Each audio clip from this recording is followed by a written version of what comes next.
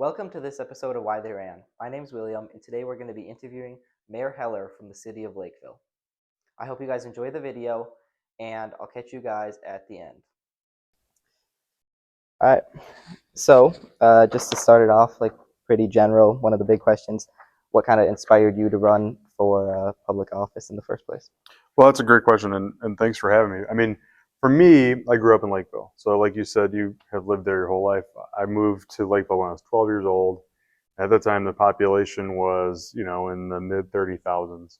Yeah. And so as I got older and out of college and moved back to Lakeville, for me, it was, I wanted to be part of the decision making as, the city continued to grow and kind of finish our growth, because I still felt that even though we're in the 70-ish thousand people now, there's still a small town feel, whether it's Panaprog or other type of like community activities. So I wanted to really nourish that. So that was why I decided to run.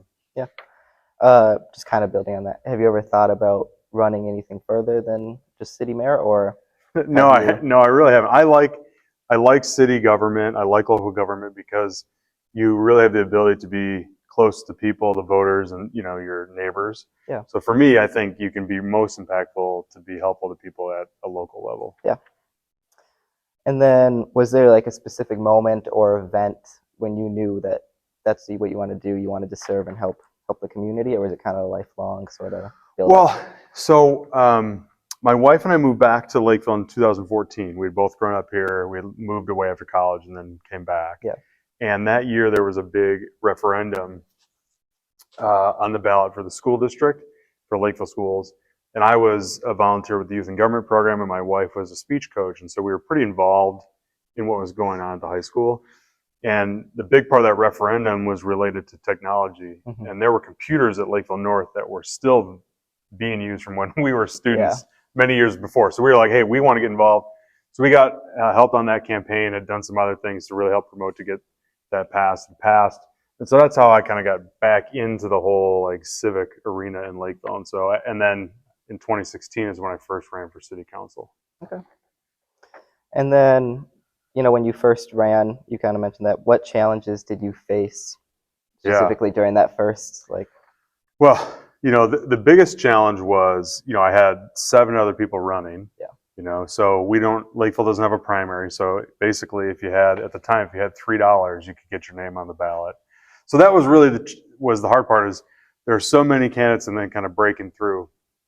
So I'd spent all summer going door to door, talking to voters, having my little literature and talking about, the things that I really cared about for the city, which, we're really trying to make sure we were being efficient with taxpayer dollars, but investing in infrastructure where it made sense. And then also investing in public safety, which has still kind of been my top priority now, almost 8 years later. But yeah, so the biggest challenge was just trying to cut through all of the noise of everybody else running. But what worked for me was just going door to door to talk to people and find out what they cared about and having that conversation. And we had a candidate forum that year, so people could kind of hear about what others were saying. But and then when I ran 4 years later, there was also 8 people. So there's historically been a ton of interest in people wanting to serve on city council. Yeah, absolutely. And then did you face any challenges trying to go from that city council to mayor sort of position? Oh yeah. Well, so when Mayor Anderson announced he was retiring in 2022, is when I started thinking about if I was going to run for mayor. And that spring, I announced I was going to run and kind of and no one else had said they were going to run. So I spent all summer really campaigning because I wanted to really show that I was out there and being part of the community and trying to bridge the gap between Mayor Anderson and kind of what I wanted to do. Because I think people felt certainly that things were going well in the city. Yeah. So I was thinking about, how do we, maintain a lot of that? So I spent all summer campaigning really hard.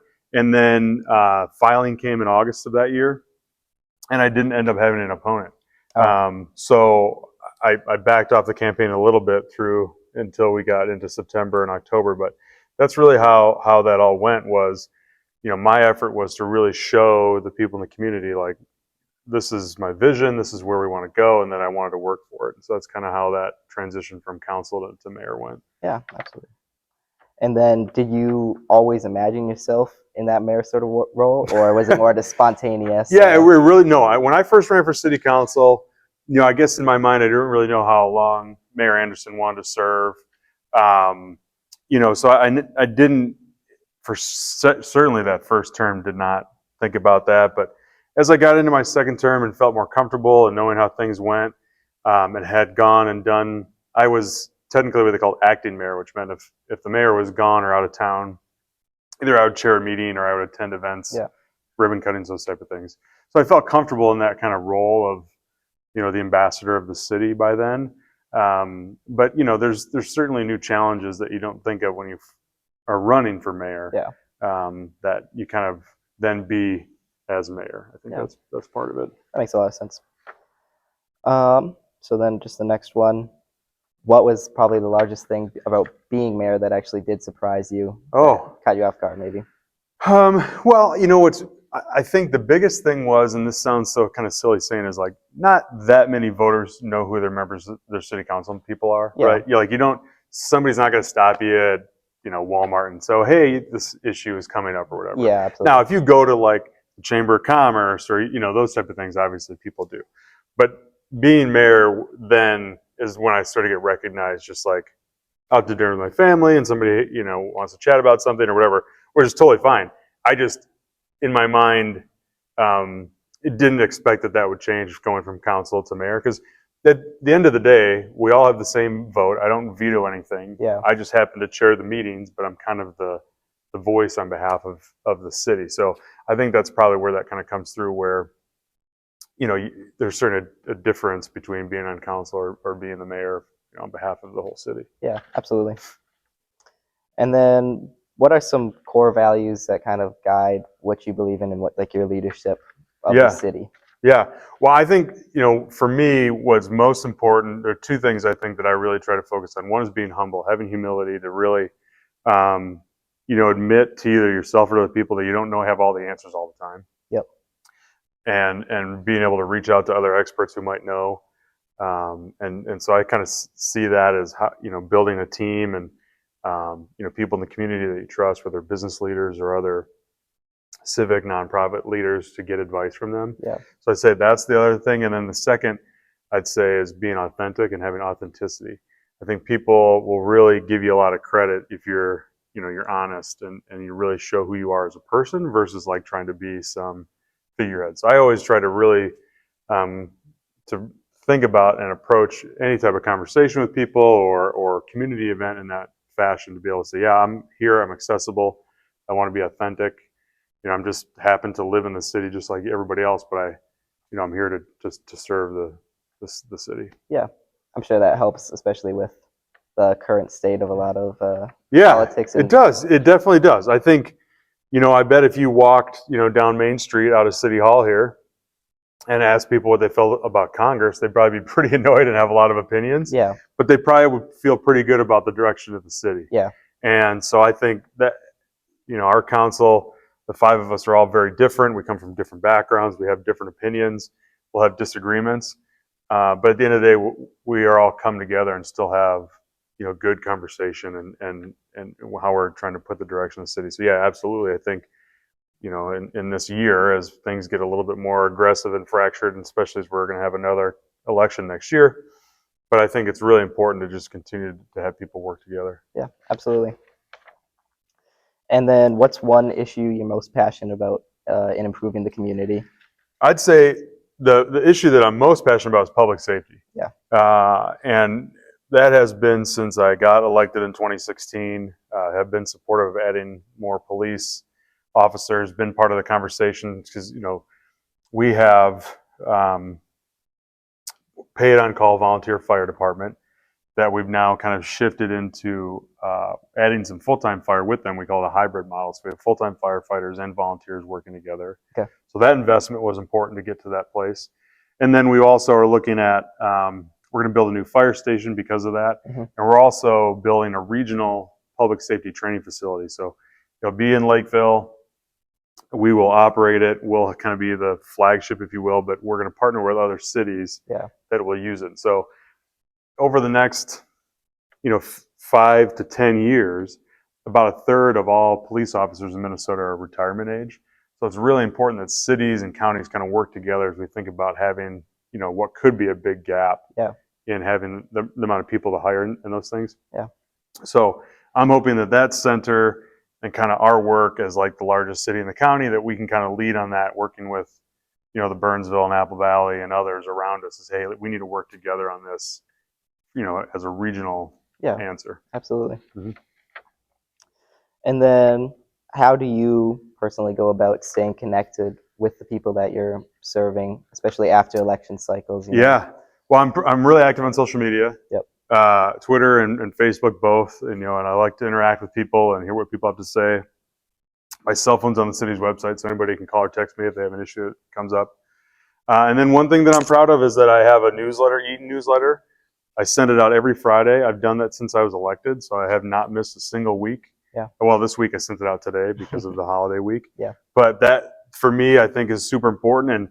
And really what I like to include in there is what's happening in the city. What are sporting events that are coming up? Is there a play at a school coming up? And so I really try to get feedback from other people, send me stuff so that I can help promote it. Yeah. So really it's not, the newsletter is like, oh, these are some things I'm working on, but it's more about promoting what's happening in the city. And community as a whole. For sure, absolutely. So to me, that's more that kind of give and take where, I want to try to be a cheerleader, if you will, for what's happening in Lakeville. And that's one of the tools that I really use for that. Yeah. Okay.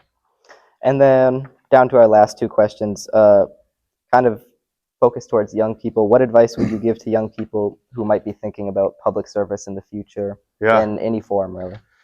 Well, I'd say a couple things. I think you need to, this sounds so like elementary, but be a good reader. And I don't mean that in this, to always just focus on what's on social media, but find some books about leadership and other people that you respect. Elected officials who have kind of served, read what they have written, and do that. But then just stay on top of things like the Wall Street Journal and other kind of like down the middle news sources of, try to get some of that sprinkled in your life. And then the most important thing is just to be a good listener. Mm-hmm. Listen to your peers in school, listen to the people that you work with, listen to the people that you're involved in sports or other activities with, because as you listen to your peers and find out their background and where they're from, everybody's got a different story. And those stories help shape who you will be as a leader later on, because about someone down the street who had a really tough upbringing. You're like, wow, I really want to help impact people like that. Yeah. And so learning about other people and their stories is really important. Yeah. And then why do you think it's important for the next generation to actually care about politics? And, well, I mean, this is the thing is, President Reagan, I don't know the exact quote, but it was something about, it's important for us to pass democracy down to the next generation, was basically what he said. And I think it's really important for, I don't consider myself old yet. I'm only 40. But, if I think back, in my teens and early 20s, that, really leaning into other people who as mentors, as I mentioned, Mayor Anderson was kind of a mentor to me when I first ran for city council. But so I think it's just really important for each generation to take that to heart, to say, hey, it's our job to teach and to pass that on. And I think that's super important.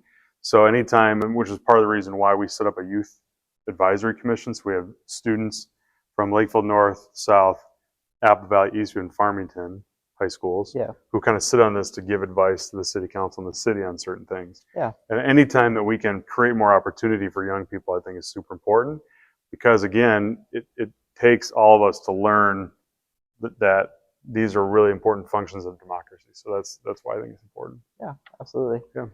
Well, that's all I had for you today. Great. Thanks a lot. I appreciate it. Thank you. Yeah, absolutely. Thank you for watching this video. I hope that you guys enjoyed it. If you guys have any politicians that you'd like us to interview in the future, you can feel free to leave them in the comments and we'll try to reach out. If you have any questions that you'd like us to ask in the future interviews that we do, you can also leave those in the comments down below. Make sure you guys subscribe and like to stay in the loop, and I hope that you guys have an amazing rest of your day.